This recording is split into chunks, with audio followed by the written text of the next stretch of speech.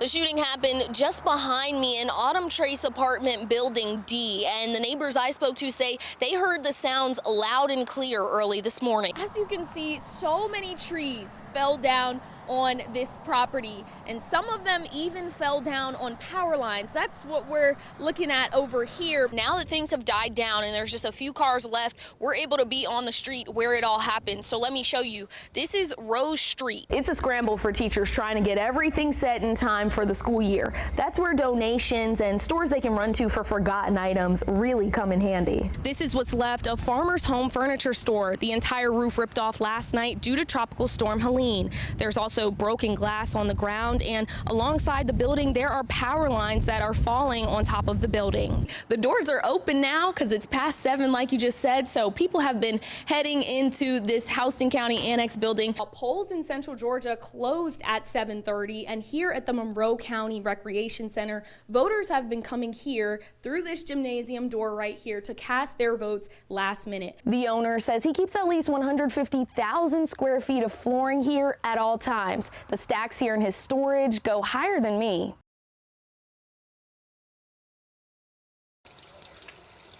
Lately, William Gordon is more aware every time he touches a faucet in his home. Last year, he says he paid less than $40 a month every month.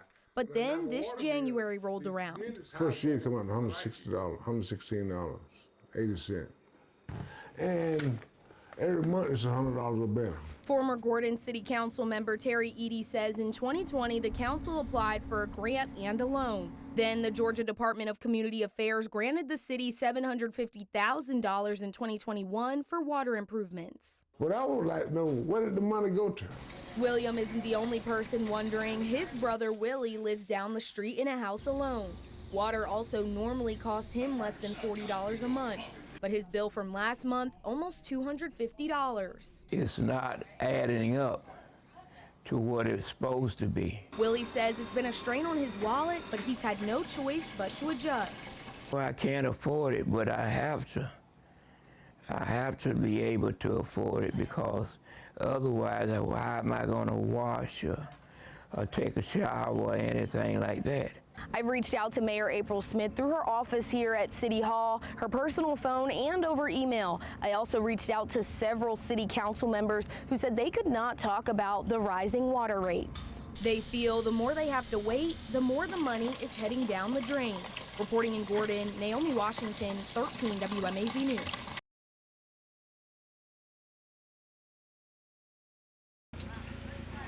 Arthur Merchant has run Milledgeville Liquidation Depot for nearly a decade. He says keeping prices low isn't as easy as it used to be. It's going to be difficult. The next 2 years are going to be difficult. Merchant says tariffs have pushed flooring prices up more than 20% this year alone. The first, a 4% tariff in February, the second, a 10% hike in April, and another 8% increase is coming in September. The owner says he keeps at least 150,000 square feet of flooring here at all times. The stacks here in his storage go higher than me. He says all the tariff notices came from his supplier, Shaw Floors. It's just self-destructive behavior, I guess, on the government's part, because it's inflationary, and the costs are going to have to be passed on to the customer because the margins that small businesses make is very small, anywhere from 4 to 14%. Johnny Simpson from Total Construction is a regular customer who says stores like this keep projects affordable. Well, the flooring, I think it helps because you can get it pretty much half price, and it kind of offsets the installation times. Merchant has already cut back to keep his prices low.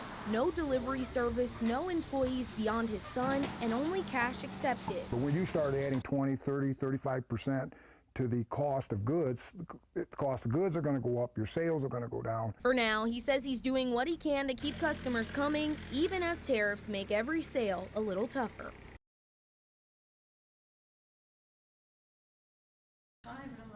Joanne C. got her first cancer diagnosis back in 1994 while living in California. 10 years later, another diagnosis. Both times, doctors treated her with radiation and a lumpectomy. For 20 years, I was cancer-free, and then this past December, I had my mammogram, my annual mammogram, which is so important to do, and they told me cancer again. She had a double mastectomy in February. And now I'm on the way to recovery here, hopefully in remission now. No matter how many times you hear that word cancer, it still hits just as hard. You'd heard it twice before, cancer-free twice before. What was it like in that moment, getting that news again? It was scary at first. And you know, when you get a cancer diagnosis, you run through a gamut of emotions. C doesn't have blood relatives here in Georgia, but she's built her own family through church friends who've been by her side through it all. She is such a fun, uplifting person, and sometimes we have to make her look on the brighter side, but not very often. And in this, she just took charge, and I couldn't say enough like she just to say how much fun we had at the hospital. Piedmont Macon Oncology Manager Kim Lewis says getting a mammogram takes minutes. The procedure itself is very quick, and you'll hear, you know, very quickly your results so that you don't have that anxiety waiting for, you know, results of what the test showed. 1 in 8 women will be diagnosed with breast cancer in their lifetime. At 81, C stands as proof with a survivor ribbon yet again that early detection and a little bit of faith and friendship go a long way.